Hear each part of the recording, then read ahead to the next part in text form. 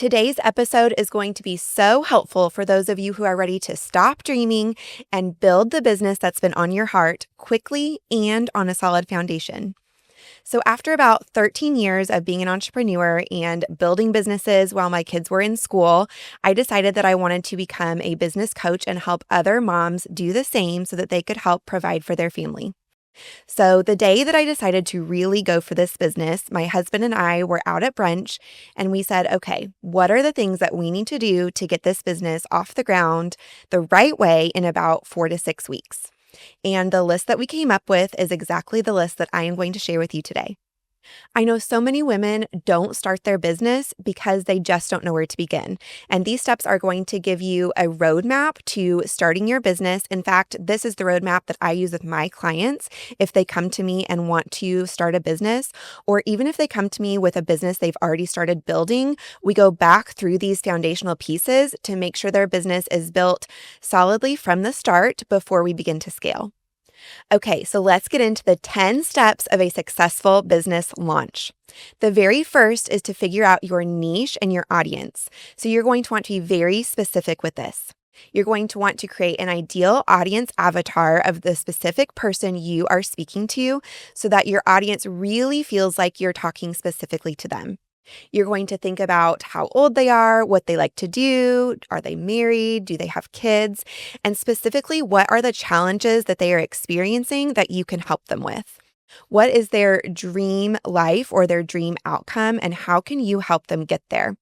Now, this is so important because every other part of our business, all of these other steps that we're going through today, are going to come back to your who. So your website messaging, your content, which platform you choose, all of that is going to be based on the audience that you are speaking to. So start with your who and don't move on to the next step until you have that nailed down.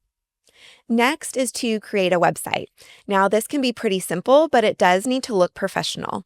The three main things that your website should include are who you are, who you serve, that audience avatar, and what transformation you can offer or what product or service are you selling.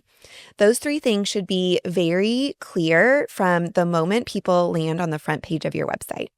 To go along with that is just some simple branding. So I suggest when you create your website that you start with a template that you really already like the look of, and then you just adopt those fonts and colors as your brand fonts and colors. So then you're going to take those and you're going to use those anywhere else that you are online. So for instance, if you are on YouTube and you are wanting to create a YouTube banner for the top of your YouTube page, you're just going to want to go into Canva, which is a free program that you can use. You can upload your fonts and colors so that they are the exact match to your website. And then you can create that banner with the exact fonts and colors that you have so that your branding is consistent across all platforms. This is just going to really make you look more professional, and that builds trust with your audience very quickly. Next is going to be to get some headshots taken. Now, if you can afford it, I would highly recommend just going ahead and hiring a brand photographer. This is what they do day in and day out. They know the types of photos that you're going to need for your website or for social media, and they can walk you through the whole process. Now, if you can't afford that right now, that's okay. Just go ahead and have a friend take some photos of you in good lighting, maybe by a window that you can use for your website and your social media profiles. Next would be to set up your finances and any insurance that you need. So a lot of people skip this step, but it's very important to have this set up from the beginning. So make sure that you are keeping your financials separate from your personal finances. So you're going to need just a separate bank account and a separate debit card so that any expenses that you have can be run through your business account. And then, you'll need to talk to a CPA, but most of them should also be able to be tax write-offs for you, which is great. It just keeps everything nice and separate and makes it so much easier come tax time. So even if you haven't had an income yet, I still recommend doing this from the start. And then any insurance that you might need. So for instance, when I was a photographer, I needed some liability insurance. I also needed some insurance for the gear that I was taking everywhere. So contact your insurance agent and just see if there's anything that you might need to add just to make sure that you're protected. Next, along those same lines, is to set up your business legally. So, for most of you, this would mean to file an LLC for your business. And that might sound scary, but it's actually pretty simple. You can just hop online and do that. And then also think about if there's any contracts that you need to have in place before you take on any clients. Specifically, if you are in the service industry or the coaching industry, you're going to want to make sure that you have a legally binding contract that your clients sign before you provide any service for them.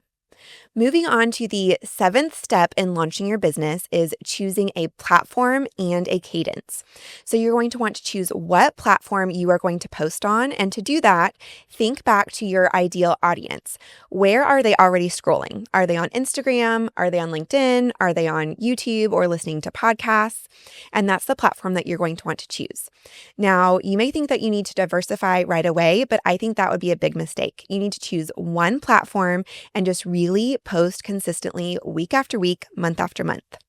Now, if the platform you choose is a short form content platform like Instagram or TikTok, you're going to want to post at least once every single day. Now, you can batch work this, so you don't need to be on social media every day, but you need to be putting out content on social media platforms at least once a day if that's the platform you choose.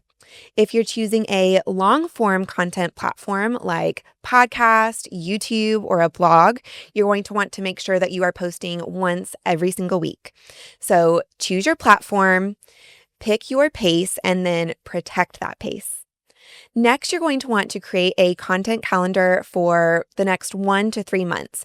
If you can do 3 months, that is great. But if that's too overwhelming for you, go ahead and at least create a content calendar of what you're going to post for the next month. Now, if you're not sure what to post, just think back to that ideal audience avatar and what do they need to hear from you? What are some small wins that you can help them achieve? What challenges are they facing? What can you say that can inspire them? Every piece of content that you create needs to be for that ideal audience avatar and getting them a little bit closer to their ideal outcome or the transformation that they need in their life. The next step to a successful business launch is to create your offer. How are you going to monetize this business? What product or service are you going to sell?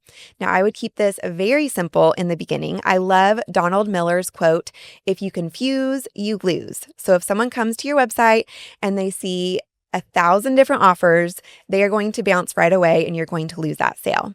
So I recommend starting with just 1 to 2 offers to start with and just make sure they are dialed into that ideal audience avatar and what they need. The last thing I did when launching my business was hiring my own business coach. I did this because I wanted to time collapse my growth. I wanted to benefit from someone who was many steps ahead of me so that I could get there more quickly. They already have a proven path to get there, so I wanted to follow in someone's footsteps who knew exactly what they were doing. Studies even show that a scheduled appointment with a business coach increases the chance of hitting your goals to 95%. So one of the best ways to ensure success is to hire a coach and have that extra accountability. I hope that outlining these 10 steps has helped you know where to start as you launch your own business. Maybe you are a stay-at-home mom who struggles with the thought of going back to a 9 to 5, but knows that you really need to be contributing financially because of the strain of living on one income. And I hope that you're starting to believe that building a business while your kids are in school in 20 hours a week or less is really possible for you. In fact, that's what I help moms do week after week is build businesses in 20 hours a week or less that are working towards $2,000 to $4,000 every month. If you aren't sure what business is right for you, I actually just recorded a video that I will link in the description of this video about the best businesses or side hustles for moms that work in 20 hours a week or less, that are actual businesses that you can scale and run for years to come. I would love for you to let me know in the comments or send me a quick message on Instagram where you are at in your business building journey. Are you going to start to go through these 10 steps or are you stuck at a specific point? If you want to get your business off the ground quickly with a clear, personalized plan, I would love to invite you to apply for my VIP one-on-one coaching. The link is in the description. This is for both women who have not yet started a business and want that one-on-one help to get their business launched, or for women who have started a business but feel stuck in their income and growth. And we can go all the way back and get these business foundations set so that you can really grow and scale a business that works for you and your family. If this episode brought you clarity and encouragement, I would love for you to subscribe so that we can meet back here again next week to continue to grow and scale your business.